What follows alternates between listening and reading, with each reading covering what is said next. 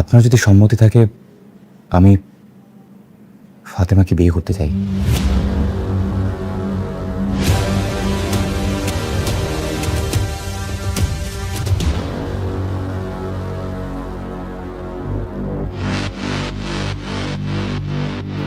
উনি এখানে কি করছেন? উনি আমার হাজবেন্ড। কেন, কি হয়েছে? আমরা অথেন্টিক সোর্স থেকে জেনেছি যে ওনার ব্যাংক অ্যাকাউন্টে 2000 কোটি টাকার অবৈধ লেনদেন হয়েছে।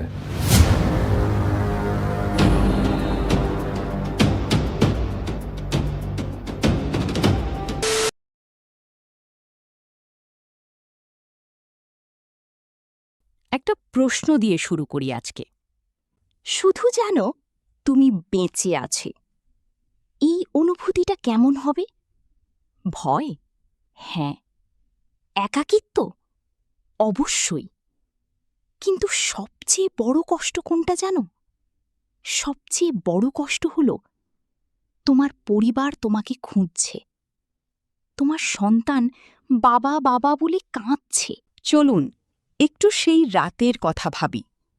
একটা নদীর ধার, রাত তখন গভীর, বৃষ্টি পড়ছে এবং নদীর পাশে পড়ে আছে একটা মানুষ, অজ্ঞান, নিথর। কোনো পরিচয়পত্র নেই, কোনো ফোন নেই, কোনো চিহ্ন নেই যে সে কে।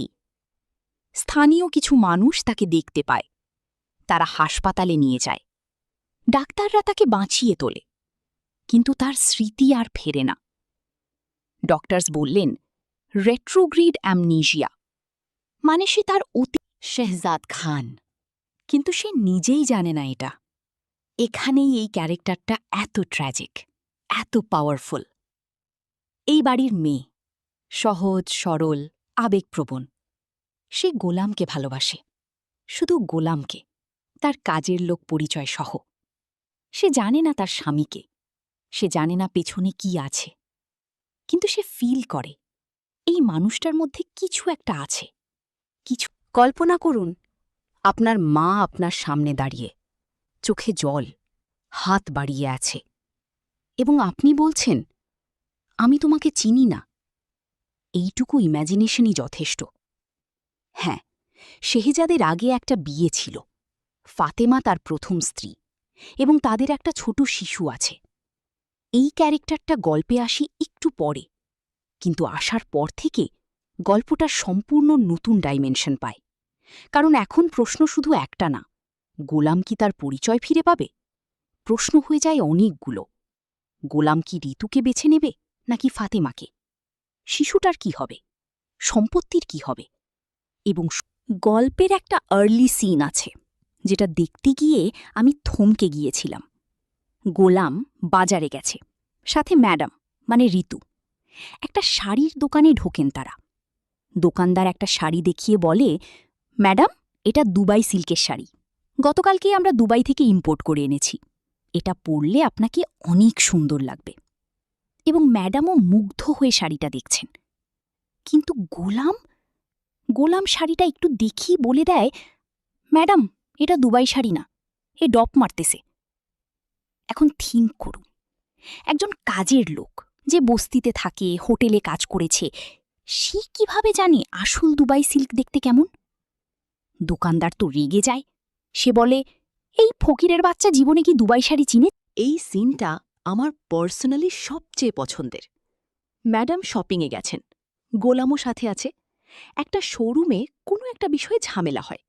শোরুমের ম্যানেজার গোলামকে অপমান করে, ফকিরের বাচ্চা বলে, এই ধরনের কাজের লোককে দোকানে ঢুকতে দেওয়া উচিত না বলে। গোলাম সহ্য করে, কারণ সে জানে সে কাজের লোক, সে মাথা নিচু করে থাকে। কিন্তু তারপর ম্যানেজার ম্যাডামের গায়ে হাত তুলে, এবং এই সিনটা আমার পার্সোনালি সবচেয়ে পছন্দের। ম্যাডাম শপিংয়ে গেছেন, গোলামও সাথে আছে। একটা শোরুমে কোনো একটা বিষয়ে ঝামেলা হয়।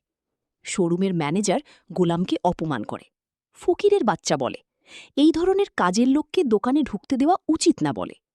গোলাম সহ্য করে, কারণ সে জানে সে কাজের লোক, সে মাথা নিচু করে থাকে। কিন্তু তারপর ম্যানেজার ম্যাডামের গায়ে হাত তুলে, এবং এই সিনটা দেখতে গিয়ে আমি নিজেও কাঁদতে কাঁদতে বেঁচেছি। সত্যি বলছি। গোলামের মা, বাবা, ছোট মেয়ে অনেক কষ্টে ঠিকানা খুঁজে বের করে আসে। দরজায় নক করে। গোলাম দরজা খোলে এবং তার মা তাকে দেখে বলে, সেজাদ, বাবা। গোলাম তাকিয়ে থাকে, চেনার চেষ্টা করে, কিছু মনে পড়ে না। সে বলে, আপনারা কে? আমি চিনি না। তার মা কাঁদতে থাকে। বাবা বলে, বাবা, তুই কবে থেকে এই বাড়িতে? তোর কোটি কোটি টাকার সম্পত্তি ছেড়ে তুই এখানে ঘর মুছছিস? গোলাম রেগে যায়। সে বলে, আমি। কিন্তু এই সিনে আরেকটা জিনিস আছে। গোলামের বড় ভাই আসে। সে পরিচয় দেয়, প্রমাণ দেওয়ার চেষ্টা করে, কিন্তু গোলাম মানে না, কারণ তার কাছে এই পরিচয়গুলো রিয়াল না। তার কাছে রিয়াল হল ঋতু, এই বাড়ি, এই সংসার। এখানে একটা ফিলোসফিক্যাল কোয়েশ্চেন আসে, পরিচয় কি আসলে আমাদের অতীত নাকি আমাদের বর্তমান ভালোবাসা? গোলামের কাছে উত্তর হল বর্তমান, এবং সেই চয়েসটাই পরে তাকে সবচেয়ে বড় মূল্য দিতে হয়। এখন আসি গল্পের ডার্কেস্ট এবং মোস্ট কমপ্লেক্স পার্টে। রাশেদ জেনে গেছে গোলাম আসলে কি। সে এখন এই সত্যটাকে ইউজ করতে চায়, কিন্তু সে সরাসরি কাউকে বলে না। সে গোলামের পরিবারের কাছে যায়। সে বলে, আমি ন্যায় বিচার চাই। গোলাম আপনাদের সাথে যা করেছে এটা ঠিক না। ওর সম্পত্তি আপনাদের প্রাপ্য। নাও থিঙ্ক, একজন মানুষ যে সত্যিই ন্যায় বিচারের জন্য কাজ করছে, সে কি এই মুহূর্তে এই প্রপোজাল দেয়, নাকি এটা একটা ক্যালকুলেটেড মুভ? সম্পত্তি নিজের পক্ষে আনো এবং ফাতেমাকে বিয়ে করে সেই সম্পত্তিতে আরও শক্ত অবস্থান তৈরি করো। এই ক্যারেক্টারটা এত সুন্দর লেখা যে দেখতে দেখতে বুঝতেই পারবেন না কোথায় সে ভিলেন হয়ে গেল। এই সিনটা সংক্ষিপ্ত, কিন্তু এর ইম্প্যাক্ট সবচেয়ে বেশি। গোলামের সামনে কাগজ আসে, কর্মা গ্রুপের 25% শেয়ার সহ সমস্ত সম্পত্তি। সে সাইন করবে কিনা? তার পরিবার সামনে মা কাঁদছে, বাবা বলছে, মেয়ে বলছে, কিন্তু গোলাম এক কথাই বলে, কাগজ আনেন, সাইন করে দিচ্ছি। আমার শুধু শান্তিতে সংসার। তো এতক্ষণ আমরা গল্পটা দেখলাম। এখন আসি আমার অনেস্ট অপিনিয়নে। এই ড্রামা নিয়ে আমার কাছে অনেক মানুষ জিজ্ঞেস করেছে, ভালো নাকি খারাপ? আমার উত্তর হল, এটা শুধু ভালো না, এটা রিমার্কেবল। কিন্তু কেন, সেটাই এক্সপ্লেইন করি। এই ড্রামার রাইটিংয়ে অনেক লেয়ার আছে। সারফেসে দেখলে মনে হবে একটা অ্যামনিজিয়া স্টোরি, একটা লাভ স্টোরি, কিন্তু গভীরে গেলে দেখবেন এটা আইডেন্টিটি নিয়ে একটা ফিলোসফিক্যাল জার্নি। আমরা কি সেই পরিচয় যা আমাদের জন্মের সাথে আসে, নাকি আমরা সেই পরিচয় যা আমরা বেছি নিই? এই প্রশ্নটা ড্রামা পুরোটা জুড়ে চলে এবং শেষ পর্যন্ত কোনো ইজি আনসার দেয় না। গুড রাইটিংয়ের এটাই চিহ্ন, যে প্রশ্ন তৈরি করে, সব উত্তর দেয় না। এই ড্রামাতে কোনো ক্যারেক্টার সম্পূর্ণ ভালো না, কোনো ক্যারেক্টার সম্পূর্ণ খারাপ না। গোলাম ভালোবাসার জন্য সংসার করছে, কিন্তু একটা শিশুকে বাবার ভালোবাসা থেকে বঞ্চিত করছে। রাশেদ ন্যায় বিচার করছে বলছে, কিন্তু নিজের বেনিফিটও দেখছে। ঋতু গোলামকে ভালোবাসে, কিন্তু সত্যটা জানে না। এই কমপ্লেক্সিটিটাই ড্রামাকে রিয়েল করে তোলে, কারণ রিয়েল লাইফেও কেউ সম্পূর্ণ হিরো না, সম্পূর্ণ বিলেন না। ড্রামাটা ইমোশনাল মোমেন্টগুলো খুব কেয়ারফুলি সাজিয়েছে। একটা কমেডি সিন, তারপর একটা ইমোশনাল সিন, তারপর একটা সাসপেন্স মোমেন্ট। এই রিদমটার কারণে ভিউয়ার কখনো বোর্ড হয় না, এবং ইমোশনাল সিনগুলো আরও বেশি ইম্প্যাক্ট করে, কারণ আগে হাসিয়েছে, তারপর কাঁদিয়েছে। যেমন আগে বললাম, শাড়ির সিন। এই ধরনের সিম্বলিক ডিটেলস পুরো ড্রামা জুড়ে আছে। গোলামের রান্না, সে এত ভালো রান্না করে কেন? কারণ শেহজাদ একজন সফিস্টিকেটেড মানুষ ছিল, ভালো খাবারের কদর জানত। গোলাম বিপদে কখনো ভয় পায় না, কারণ শেহজাদ একজন বিজনেসম্যান ছিল, চাপে কাজ করতে জানত।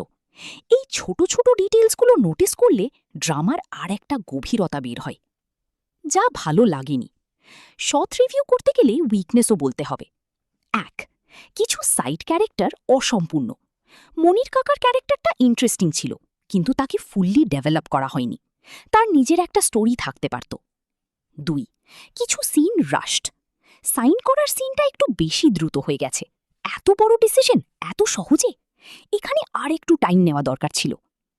3. রাশিদের মোটিভেশন আরও ক্লিয়ার হতে পারত।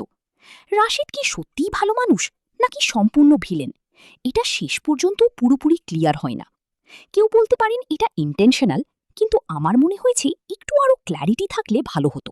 এখন আসি সবচেয়ে ইম্পর্টেন্ট কোয়েশ্চেনে। অনেক ভিউয়ার জিজ্ঞেস করেছেন, গোলাম কি সত্যিই সব ভুলে গেছে নাকি সে জেনে শুনে লুকিয়ে আছে? আমার থিওরিটা একটু কমপ্লেক্স, কিন্তু শুনুন, এখানে একটা ইন্টারেস্টিং পসিবিলিটি আছে। অ্যামনিজিয়া সবসময় সবকিছু মুছে দেয় না। কিছু পেইনফুল মেমোরি অনেক সময় সাবকনশিয়াসলি ব্লক হয়ে যায়। শিহজাদের আগের জীবনে কিছু একটা হয়েছিল, এমন কিছু যেটা সে ভুলে যেতে চেয়েছিল। হয়তো তার আগের বিয়েতে সুখ ছিল না, হয়তো বিজনেসে কোনো বড় ধাক্কা খেয়েছিল, হয়তো এমন কিছু হয়েছিল যা মনে রাখা তার পক্ষে ইম্পসিবল ছিল, এবং সেই ট্রম্যাটিক এক্সপিরিয়েন্সের পর তার মাইন্ড নিজেই সব মুছে দিয়েছে।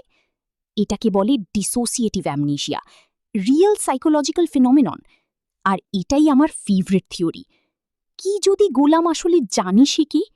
কি যদি সে পুরনো জীবন থেকে পালাতে চেয়েছিল এবং নদীর পাশে যাওয়াটা অ্যাক্সিডেন্ট ছিল না? কি যদি সে নিজেই সেখানে গিয়েছিল সব ছেড়ে দিতে, এবং তারপর মনির কাকা তাকে পেয়েছে, একটা নতুন জীবন শুরু হয়েছে, এবং সেই নতুন জীবনে ঋতুর ভালোবাসায় সে প্রথমবার সত্যিকারের সুখ পেয়েছে, তাই সে ফিরে যেতে চায় না।